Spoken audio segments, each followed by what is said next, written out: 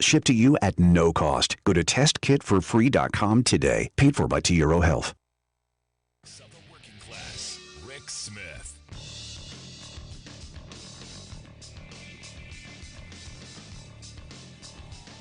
And welcome, brothers, sisters, working class heroes. This is the Rick Smith Show. Thanks so much for being here today on the big program. Lots to get to, lots to talk about. You know, the one thing that yesterday's show brought up is, we're not talking about the future enough. We're not pushing bold vision of what the future of work in this country is going to look like, and got a bunch of emails from folks, calling me on the reality that we're not. If you remember yesterday, I actually gave Tucker Carlson credit for coming out and saying that he would be totally against automated trucks on the highways, that they should stop. They should never allow automated trucks on the road.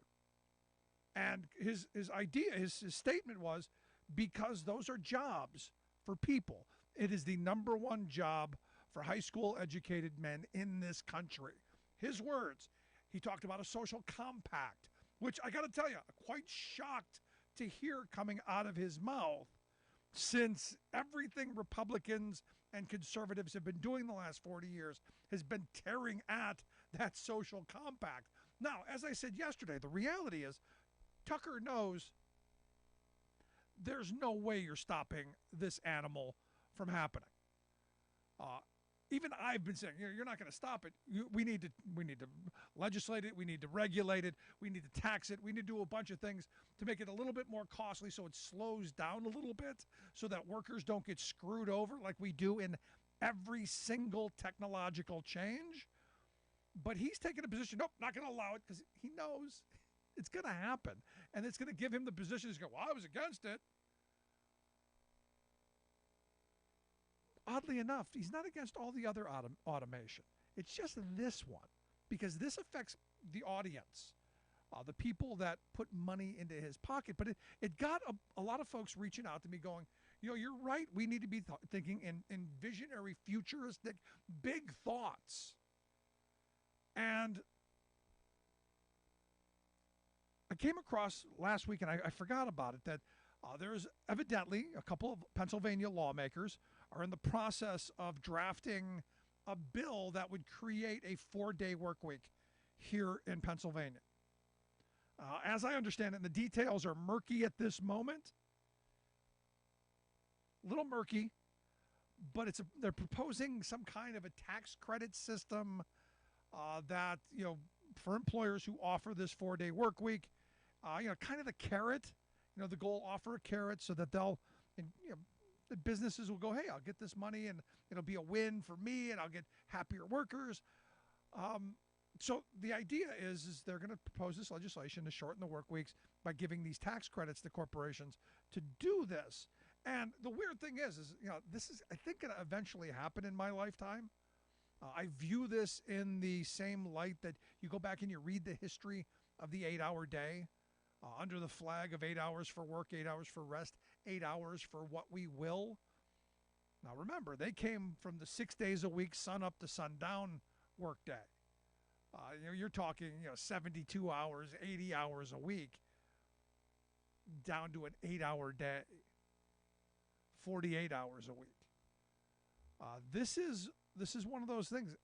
Post-pandemic, workers have lifted their head, much like they did back in that era, and began to ask the question, do I work to live or do I live to work? And now you've got people who have seen the light, have seen, hey, I like my wife and kids. Hey, I like my husband and children. Hey, that house I pay for, that place I live, I like being there more often. I like doing other things. And people have taken to it. And this purely the pandemic at work, in my view. So back in 2020, you had the World Economic Forum who did their future of work, the future of jobs predictions. And what they predicted back then was 40% of all jobs were going to eventually be remote. I think it's probably going to be at some point higher than that, but they predicted a very rapid expansion. Now, couple that with the reality that back in 2020 as well, same Economic World Forum, they said that half of all tasks that we currently do, that was back in 2020, would be done by automation by 2025.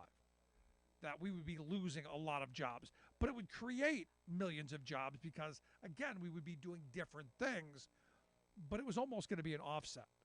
The 97 million jobs that they claimed would be created by, by automation and robotics and all this stuff would certainly be offset by, sorry, you want fries with that, no longer a job. So, this came into my head, and as I'm reading through the literature on the 4-day work week, because evidently the UK did a massive study on the 4-day work week. I guess a whole bunch of the biggest companies in the country, or in the UK, got together and did this global study. It is considered the biggest single country trial in the world. 73 companies, 3,300 employees, and they've now concluded this study. And what they found, not surprisingly, they found that 97% of the workers would like the 4-day work week to be permanent. And it's not just because they got to stay home or they more often or what. They were more productive, and this is the thing: they're more productive, happier, had better life-work balance, better physical, better mental health. There was so many things for the individual worker, so much better. Also good for the employer, because oddly enough, this is the weird thing. You go, well, gee, it's, you get the happy for the worker thing. They only have to go to work 4 days a week. Productivity actually went up. Employers on the whole gave it a 7.7 out of 10 approval rating. What they found is companies that took part in this actually saw their revenue increase by 8% over the trial period, and were almost 38% higher at the same point in 2021. Hiring was up, absenteeism was down. Even during the Great Quit, during the Great Resignation, they had far fewer people leaving, because this is what people want. Give the people what they want. So I look at this and go, is this something that's going to stick here? Because you've got this kind of power dynamic that the control mongers want to have. You got to be in the office where I can keep my eye on you. Now you have happier employers. The employers are happy. Profits are up. Productivity's up. Things are good. Employees are thrilled. In fact, 9 out of 10 of the employees are thrilled with it. Less burnout, less fatigue, less stress, more time home with the kids, better life-work balance. All of the positive things that we talk about. One of the big things that they took from this study is the time men spent with their children increased by 27%.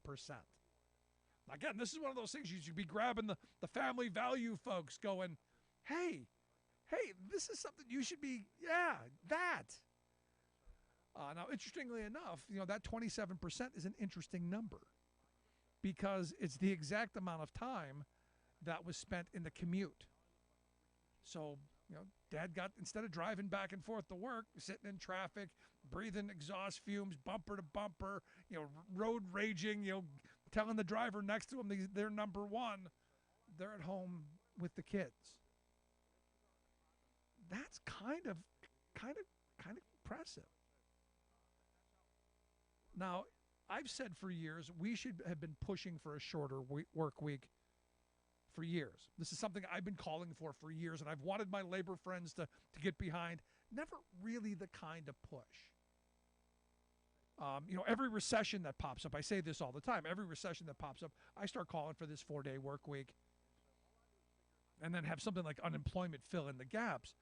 But given the fact that productivity in this study remained the same, and in a lot of cases went up, this is one of those moments where you go, why should you take a pay cut for a 4-day work week when you're doing 5 days of work? Now, what they also found in this study, to be fair, is that a lot of people were doing work on their quote-unquote day off. A lot of people weren't doing full days on those 4 days. They were breaking it up. They had some autonomy over their work schedule. They had a better life-work balance, made them happier, made them more productive. Yeah, kind of a great scenario. Now, immediately I get people go, well, you're a union guy. Unions would never go for that. Yeah, they would. You can negotiate just about anything, but there've got to be parameters. You can work on your day off if you want. You're just not forced to. And this is one of those things, again, if you're happier doing what you're doing, you're going to do it, right? What's that old saying? If you find something that you love for work, you'll never work a day in your life. This is kind of that same thing. Now, again, my mind, depression during the recessions has always been, how do we keep people attached to their jobs?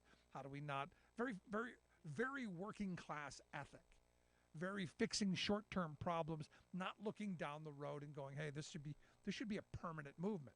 We're at a moment right now where there has to be a call. There has to be a call to revisit the Fair Labor Standards Act and take that 40-hour work week down. We've got to start pushing for a 32 or a 30-hour work week. Because understand, automation is going to be doing a lot of jobs.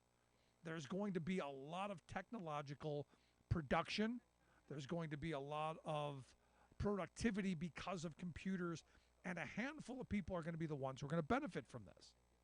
So for me, by shortening the number of hours that people can work, we share the technological gains.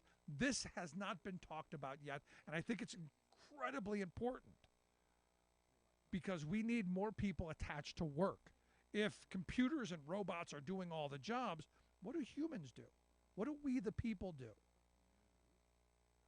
This is one of those things where nobody wants to work 100 hours a week. Some of us do because we're stupid. But if you could support yourself on 30 hours a week, spend more time with your wife or husband, spend more time with your kids, spend more time pursuing other passions, wouldn't you? And the answer is yes. So for me, this could be that moment. This could be that moment where the labor movement leads, and I'm hoping that someone does. It says, look, it's time to revamp those 80-some-year-old, those 80-plus-year-old labor laws and update them for today. That gives workers the ability to have some flexibility in their day, shorter work weeks, shorter days, but still protections from abuse.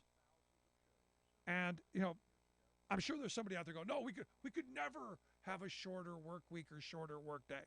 Of course we could. I go back during the Depression, and this is where, I'm not the brightest bulb in the box. The idea of having a shortened work week and then having another entity, kick in a little bit to make up the difference is not new.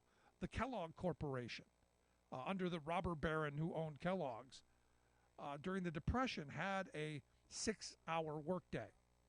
So they would come in 5 days, 6 hours, 30-hour work week, but got paid for 40. Because they knew that there was a job shortage going on. You needed to keep people employed. You needed to keep people with money for the local economy to keep moving, so families didn't lose their homes, so kids didn't be running the streets desperate. There was a social compact to steal Tucker Carlson's frame. There was something there for everybody.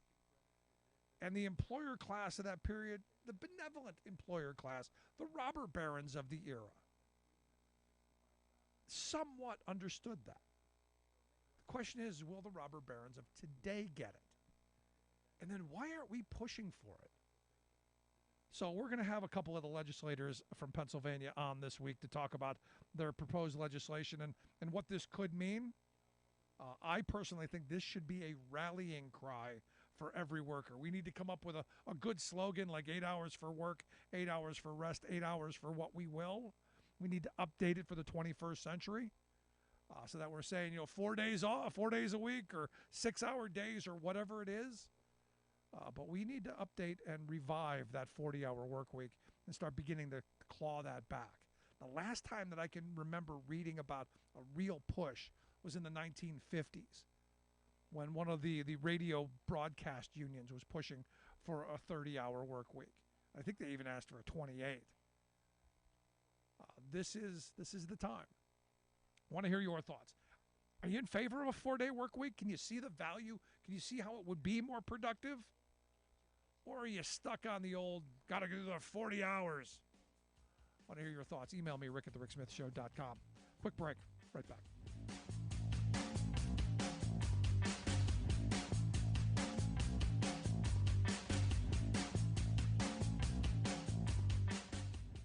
We are AFGE, the American Federation of Government Employees. We represent 700,000 federal and D.C. government workers who are the vital threads of the fabric of American life. We support our nation's military. We take care of our nation's veterans. We protect our nation's borders. We respond to our nation's crises and natural disasters. We provide services to our nation's seniors. The American Federation of Government Employees. We work for America. The phone lines are open. Give Rick a call at 1-866-416-RICK. That's 1-866-416-7425. We are AFGE, the American Federation of Government Employees. We represent 700,000 federal and D.C. government workers who are the vital threads of the fabric of American life. We support our nation's military. We take care of our nation's veterans. We protect our nation's borders. We respond to our nation's crises and natural disasters. We provide services to our nation's seniors. The American Federation of Government Employees. We work for America. Welcome back to the Rick Smith Show. Now, here is Rick Smith.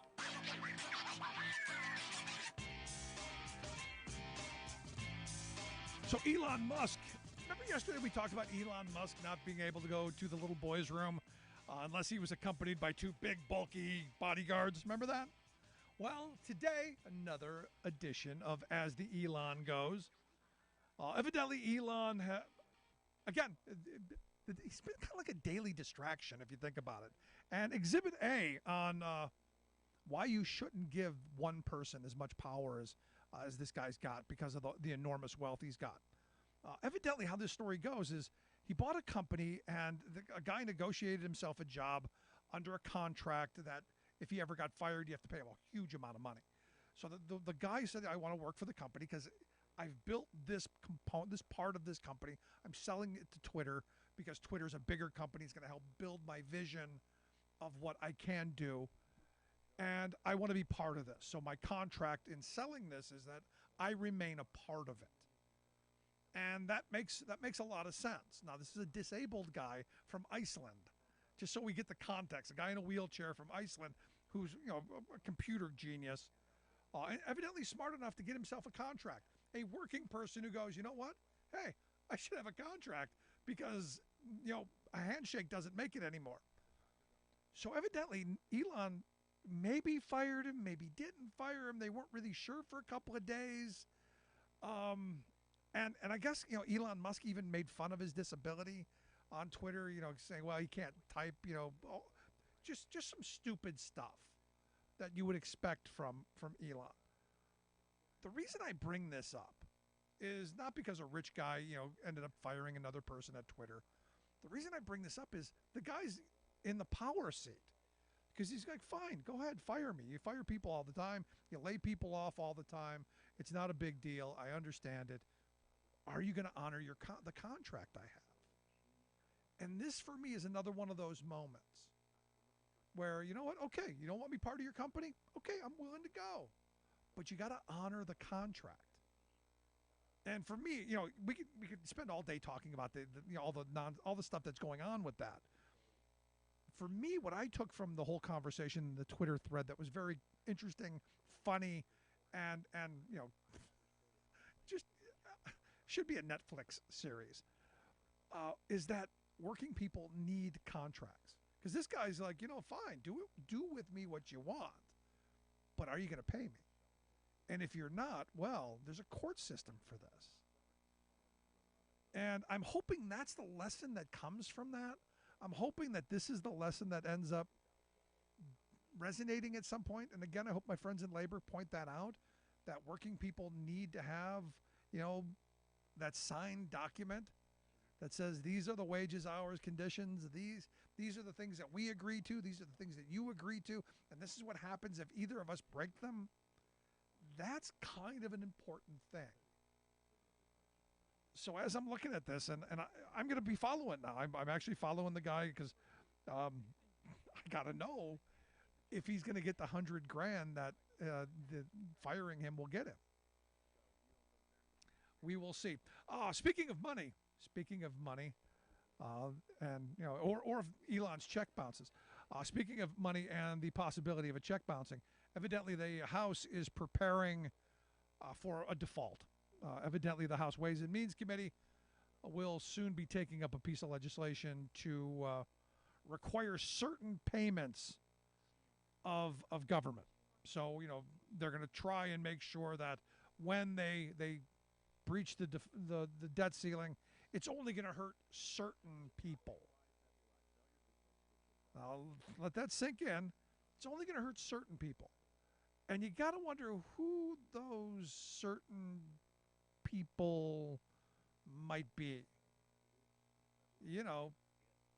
Poor single mothers who've got mouths to feed.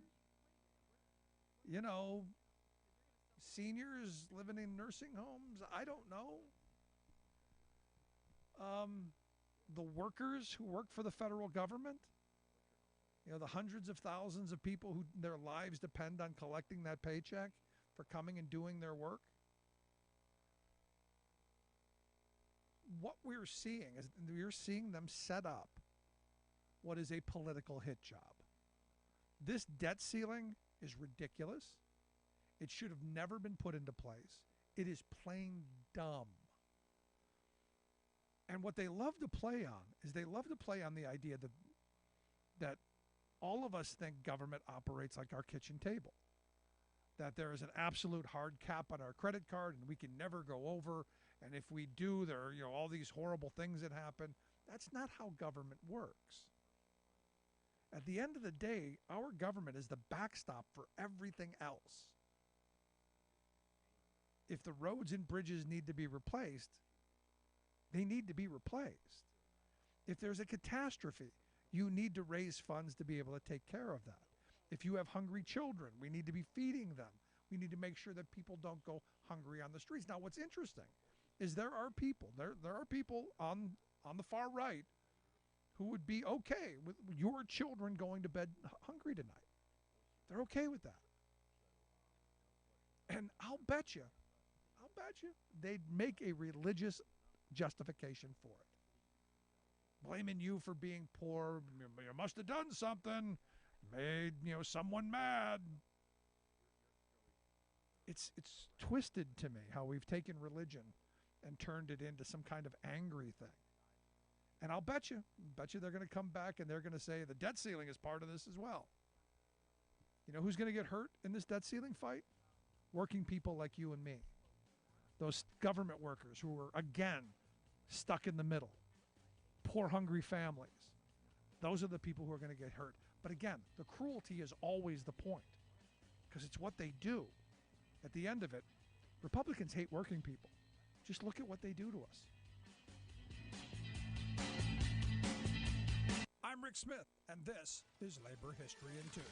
On this day in labor history, the year was 1974. That was the day that workers at Farah Manufacturing finally ratified its first contract. Workers went on strike in May of 1972, demanding union recognition. Owner Willie Farah had said he'd rather die than have his company go union. It was said that he rode his bicycle through the plant screaming, "Work faster! Work faster!" Management had imposed increasingly unattainable production quotas that bred dangerous working conditions until finally the workers had had enough. The organizing drive to bring the American Clothing Workers of America began in 1969. It spread to 5 plants throughout El Paso, Texas. Workers often met in secret. Though male cutters had initially sought out representation with the ACWA, the workforce was overwhelmingly comprised of Mexican American women. The workers staged a walkout in March of 1972, and many were fired on the spot. By May of that year, the firing of workers at the San Antonio plant for union activity prompted a strike. Declared an unfair labor practice strike, the AFL-CIO began a national boycott campaign of FARA products. The ACWA organized public support and strike relief. Women strikers embarked on a nationwide speaking tour as part of the Justice at FARA Strikers Committee to build the boycott and public support. By early 1974, the NLRB ordered the workers to be reinstated and union organizing to go forward. The contract included wage increases, seniority rights and job security, and grievance procedures. But long-term lessons of the strike proved that the work of organizing could never stop with winning recognition and a first contract. Workers continued to battle for years against quotas, firings, and weak representation in a historically right-to-work state. Obviously, the main social problem in America is that black people run everything, and us white folks as a group just can't get a fair break, right? So says Texas Governor Greg Abbott.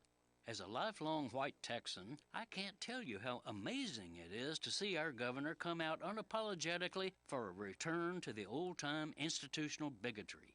Absolutely freaking amazing. Apparently, Abbott fantasizes that hordes of black people are seizing control of our government, universities, banks, media, and other power centers, shoving aside more qualified and entitled whites. Going from fantasy to hallucination, he concludes that this takeover is caused by corporate and government hiring policies that bolster diversity and inclusiveness in our society. Even attempting to implement this democratic goal, he barks, is illegal because, get this, it violates federal law against discrimination.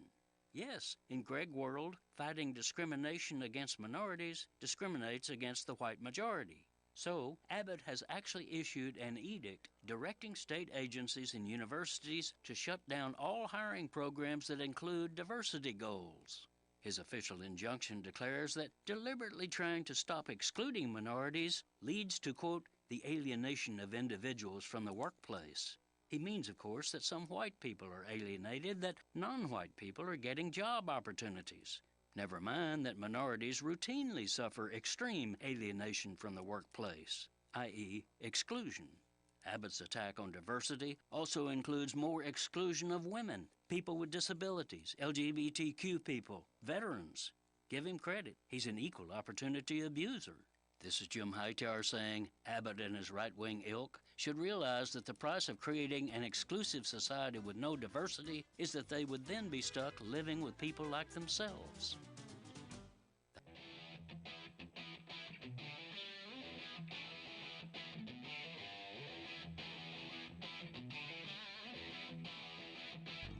Welcome back to the Rick Smith Show. Now, here is Rick Smith.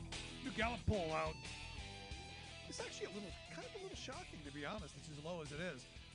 Record low, 15% of Americans view China favorably. 15%.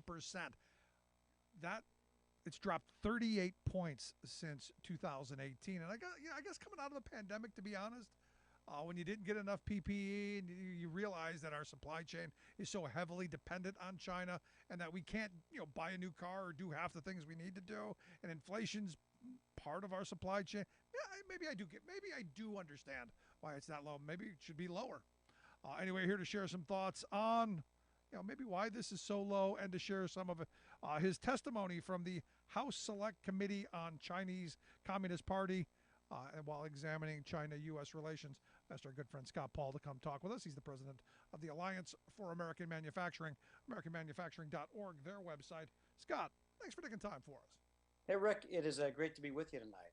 So, what do you think of the polling? I mean, 15%, is that high for you, low for you? Where would you see that? I kind of agree with you. I mean, that is super low. I mean, you got to work hard to get an approval rating that low. It's not just it's just not just people don't like you. You actually have to take active steps, and I have a feeling part of that is probably the spy balloon, right? I mean, that certainly dominated headlines for a while. But to the point that you raised up in the intro, I think some of this has been the actions of the government, uh, during, at the beginning of, and since the pandemic. With the, as you pointed out, kind of the PPE, the response to begin with, the very real possibility that the origin of this is not what China says it was. That it may have come from a lab, and more intelligence units within the federal government are saying that that might be the source of it. And so I think all of that adds up. And any of the other news you hear about it is like they're thinking about helping Russia. They're certainly helping them economically. They say really aggressive things towards Taiwan, and so it is. Yeah, there's a hole that has been dug that unfortunately is getting deeper every day without anybody's help at all. Now, the reason I bring that up and I ask the question is if anything, I mean, because we are a polarized country, we are a divided country. We've got red hats and blue hats. If anything could make us put our red hats and blue hats down, it seems like it would be this. This seems like something we could agree on. And I bring up the fact that you testified in front of this House Select Committee on the Chinese Communist Party, a Republican committee.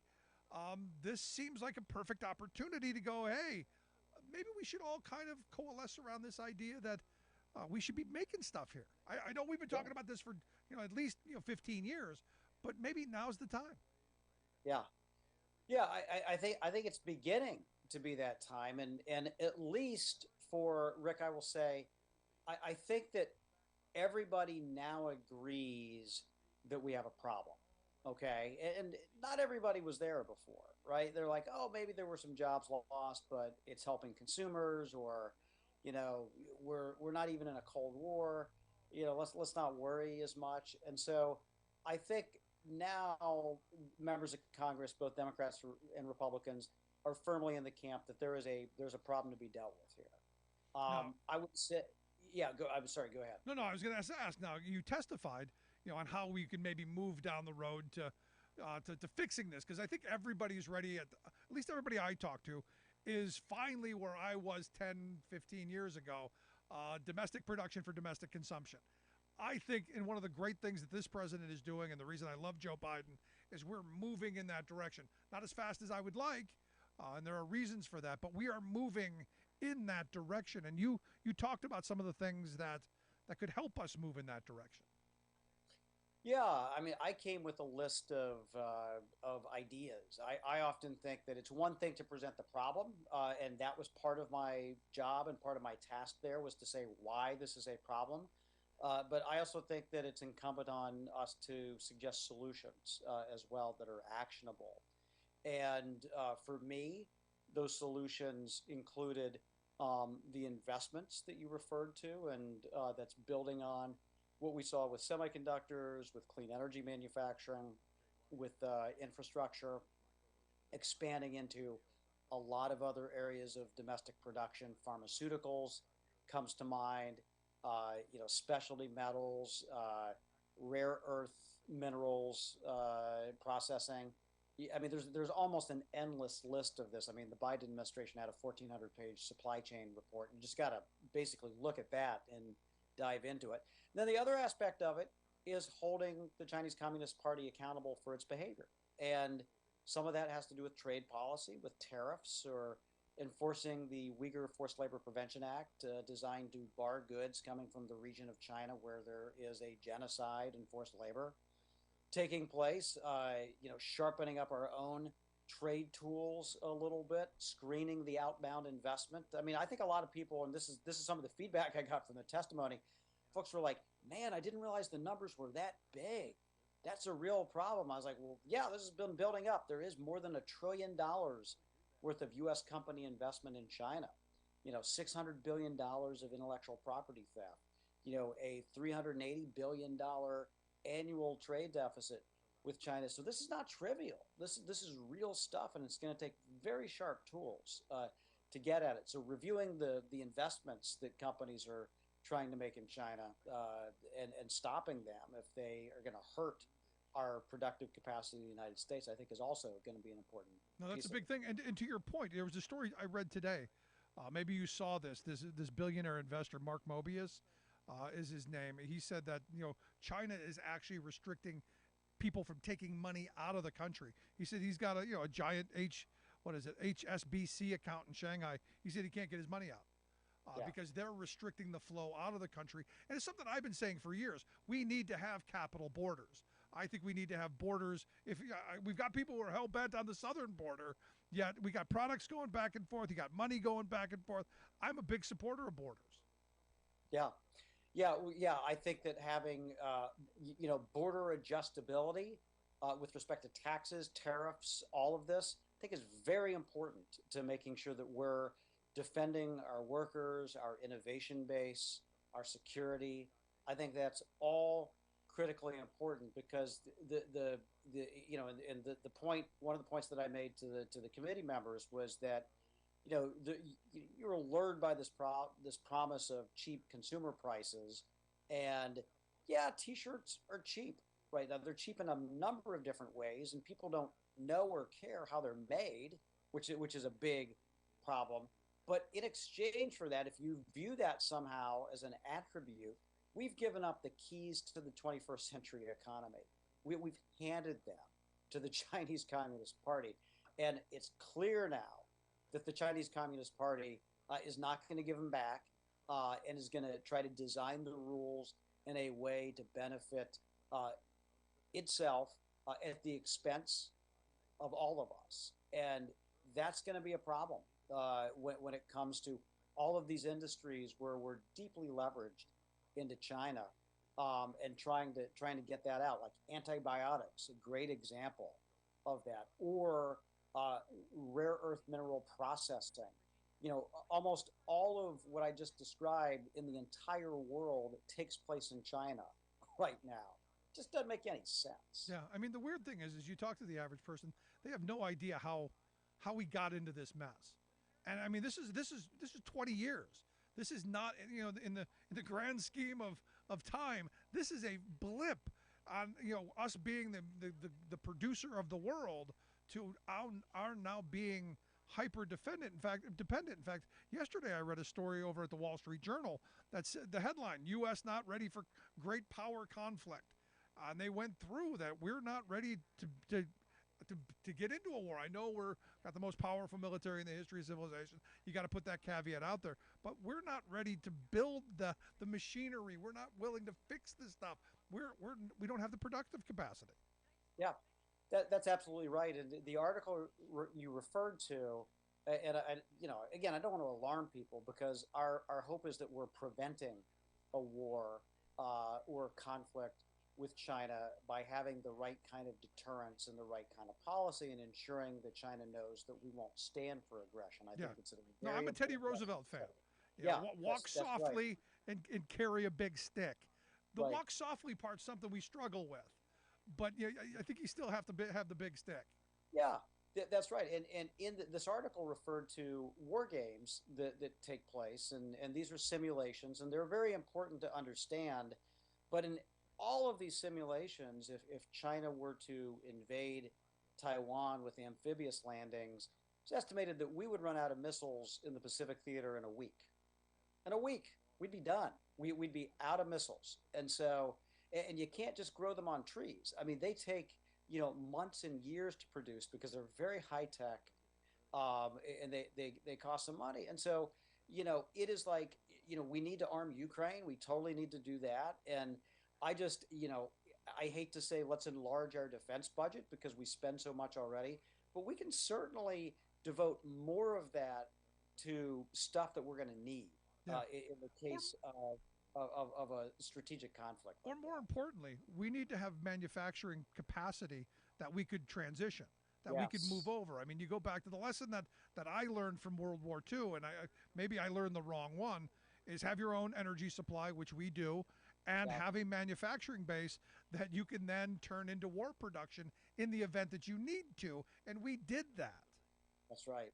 Yeah, that's exactly right. It was our friends, the Atlantic and Pacific Oceans, and our defense industrial base, and our energy independence that made all the difference, right? In that, those are things you couldn't take away from us. Now, unfortunately, with respect to our defense industrial base, you've seen a degradation of that, and so we have to, in a sense, ration the arms that we're giving to Ukraine because we're running low on stock. And then we've discovered that as low as we are, our allies are even worse shape. They haven't been making the stuff they're supposed to be making as well. And so, it is we should be spending the federal budget on things that are going to be investing in our country.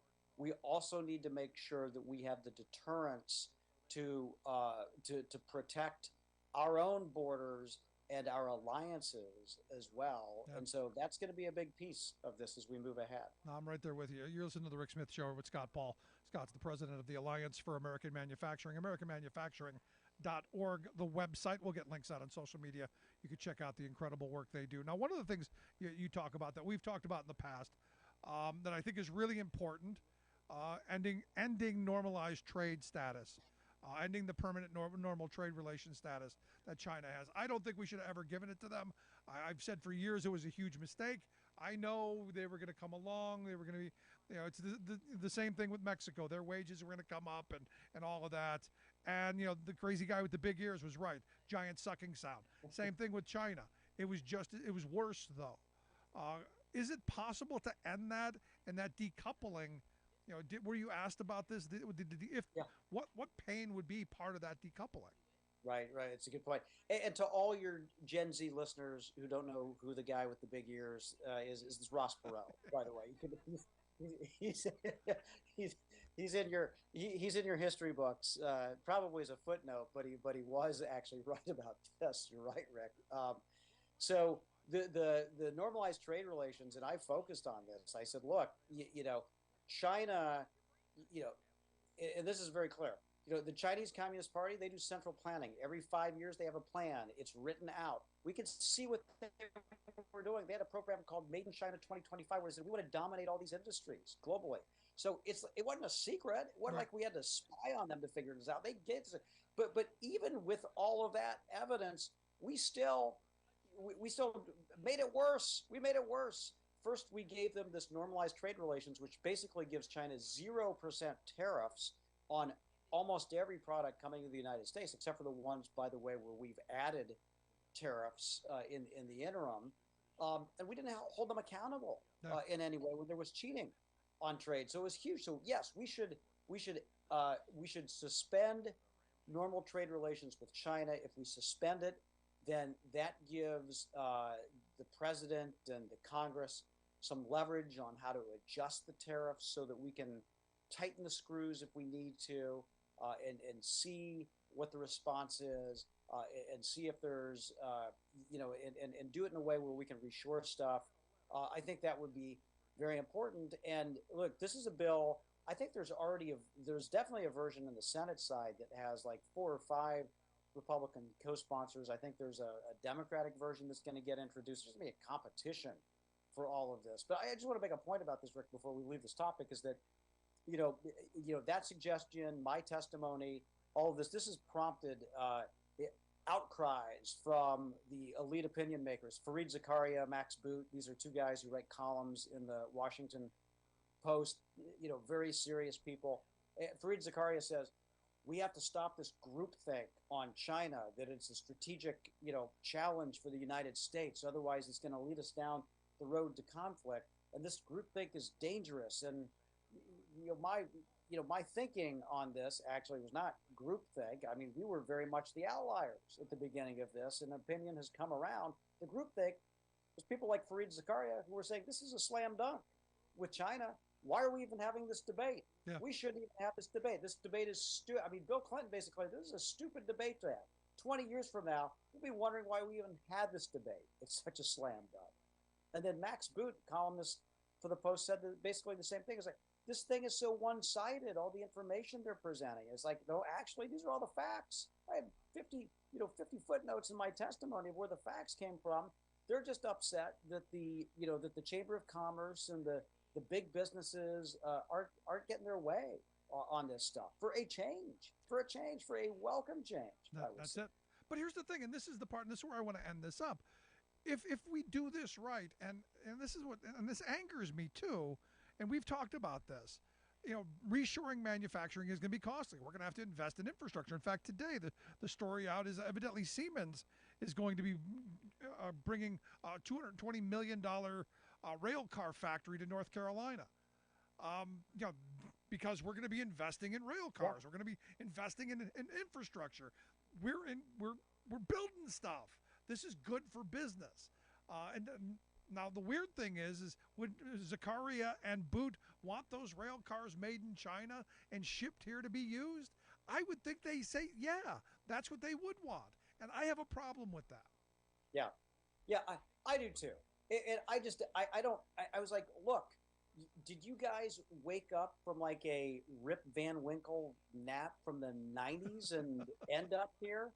Because we've had like 20 years of this neoliberal BS that we've seen. Yep. And we know how it works. We know how the script works. I mean, National Democrats have flipped on this for good. Time. Yeah, it's about time. And Trump, even though he did a lot of business in China, at least from a policy perspective, he put tariffs on Chinese products. So that has flipped too. And all these guys are so upset about it. It's like, where were you for the last 20 years? You were cheerleading China. You're saying this is going to fundamentally change China. It's going to open up. There's no way they can contain all of this. It's going to be more democratic. It's going to be more open. They're going to play by the rules, blah, blah, blah. And what we got was job losses, broken promises, and the select committee, which I hope does a lot of stuff to undo this damage. I hope they do as well. Now, I look at those two, and I'll be honest with you. I can only think they've never lost a job or had to look a family in the eye that lost that factory job and have ended up losing their homes, or worse yet, the suicide rates and the domestic violence and the alcoholism and all of the negatives that have come to those communities that we saw last October as we traveled through a number of Midwestern states. This what our president is doing, what Joe Biden is doing, is about damn time, and it's the right thing, and we should all be getting behind it. Take off the red hat and the blue hat, get a hard hat, and let's get to work. That's simple. Love it. Scott, appreciate the time, man. You bet. Thank you, Rick. Thanks for having me on. Appreciate it. Good stuff as always. Our good friend Scott Paul. Check out his website, Alliance for AmericanManufacturing.org. He is the president of the Alliance for American Manufacturing. Back after this. Stick around. You're listening to The Rick Smith Show.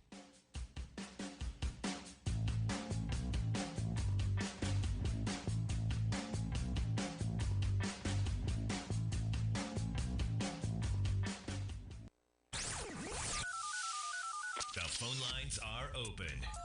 Give Rick a call at 1-866-416-RICK. That's 1-866-416-7425. I'm Rick Smith, and this is Labor History in 2. On this day in labor history, the year was 1942. That was the day a house fire claimed the life of a true champion for working people. Lucy Gonzalez Parsons was born in Texas. Most of her childhood is a mystery, but it is thought she was born into slavery and was African American, Mexican American, and Native American. After the Civil War, she met and married a Confederate soldier, Albert Parsons. The couple had to leave Texas because they were in danger due to their anti-segregationist activism. They came to Chicago, where they became involved in the city's labor movement. Albert edited The Alarm, a newspaper for working people. Lucy helped to write for the paper. Together, they supported the fight for the 8-hour workday, giving speeches throughout the city. Albert was one of the 8 men tried for the bombings at a workers' rally at Chicago's Haymarket Square in 1886.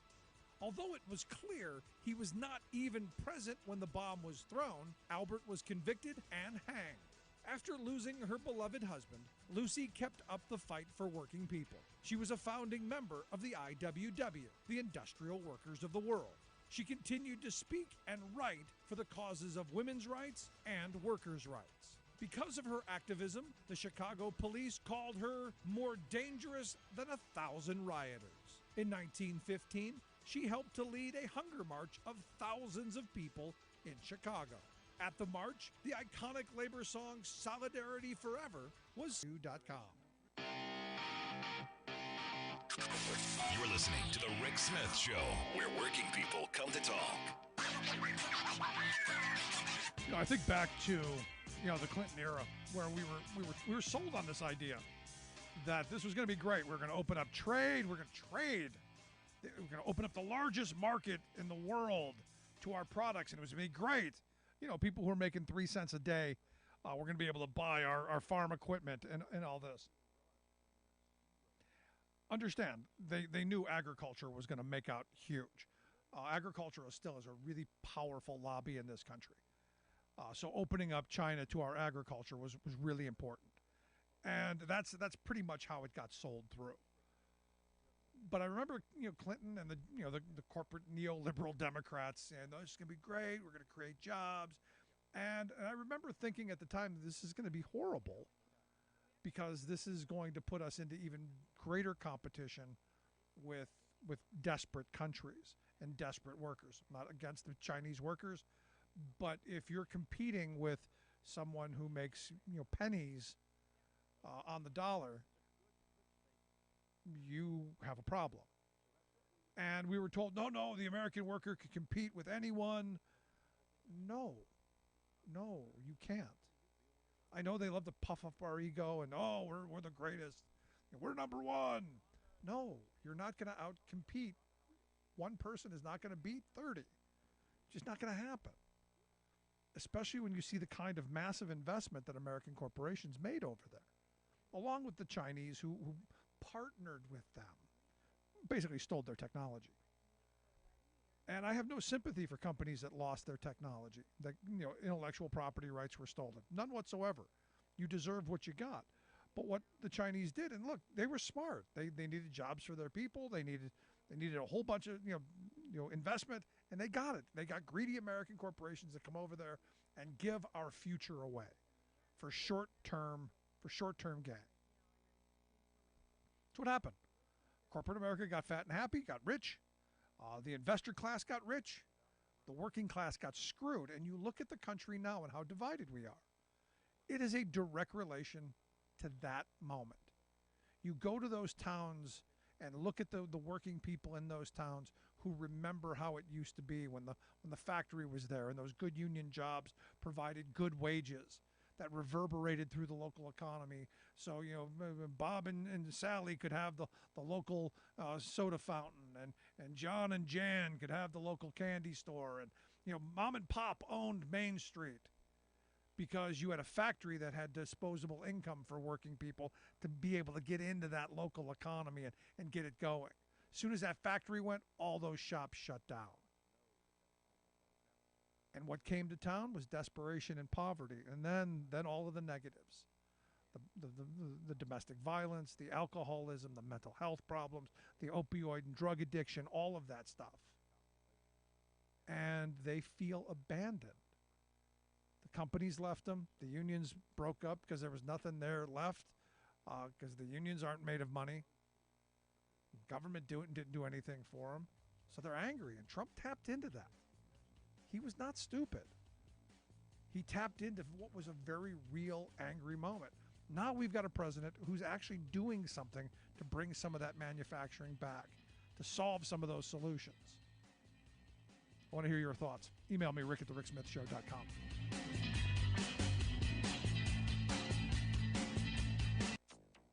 The has reached the shore. World governments reach historic deal to protect the high seas. France to cover parking lots with solar panels. Plus, another Norfolk Southern train derails in Ohio. Has anyone told the Republicans to be upset about it yet? All of those stories and more straight ahead. From BradBlog.com, I'm Brad Friedman. And I'm Desi Doyen. Stand by for 6 minutes of independent green news, politics, analysis, and snarky comment. Thanks to climate change, Los Angeles got a big old snowstorm. California kids made snow bros. Look how cute that is. But then again, Californians deserve to have some fun because I believe California's only other weather option is fire. Correct. This is your Green News Report. Okay, Desi Doyen, the Green News Report just finished celebrating our 14th anniversary. We're now in our 15th year. Yep. And now, today, we are celebrating our 1300th episode of the Green News Report. Kind of mind-boggling. Congratulations. They were all excellent, except for that one. Well, thanks anyway. What do you have for us today? Well, first, huge news. Nearly 200 countries have agreed to a legally binding treaty to help reverse marine biodiversity loss in international waters, which cover half the planet's surface, known as the high seas. After 20 years of negotiations, the treaty marks a major turning point for conserving the ecosystem services of the oceans amid intensifying exploitation from industrial fishing and mining, pollution from chemicals and plastics, and acidification from climate change. The treaty establishes a framework for conserving 30% of the world's land and ocean by 2030. That's part of a deal signed by world governments back in December.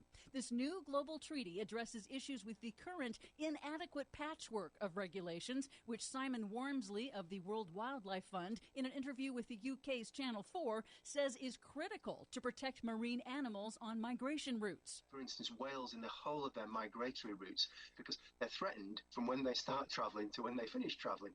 So great whales and similar organisms like turtles, seabirds will be protected along their whole migration route. Which is important because there were some regional pacts that might have protected those whales or those turtles in various places, but not for their entire route. Now, that has changed. Exactly. The treaty establishes mechanisms and ground rules to manage marine biodiversity in vast ocean regions that are beyond national jurisdictions, like requiring environmental impact assessments for destructive activities like deep seabed mining and geoengineering experiments to combat climate change. In a major breakthrough, industrialized countries committed to increasing funding to help developing countries build capacity to be able to conserve and manage their biodiversity. A majority of nations must now ratify the treaty for it to come into effect. In the U.S., it's unlikely to garner the required 2/3 vote in the Senate over Republicans' objections. And yet this administration, at least the one in the White House right now, I suspect will respect this treaty, even if it's not formally passed. So it took 20 years to get to this point, and then they still had to stay all night, overnight, on Friday before they could get this thing finished up on Saturday. That's always the way with these major treaties. In other news, another Norfolk Southern train has derailed in Ohio over the weekend, the second such crash in Ohio in just over a month. Officials ordered residents to shelter in place until it was determined that the train carried no hazardous materials. Oh, well, it's all fine then. In the ongoing East Palestine, Ohio derailment disaster, the Environmental Protection Agency has now ordered testing for dioxin, a dangerously toxic byproduct from burning chemicals.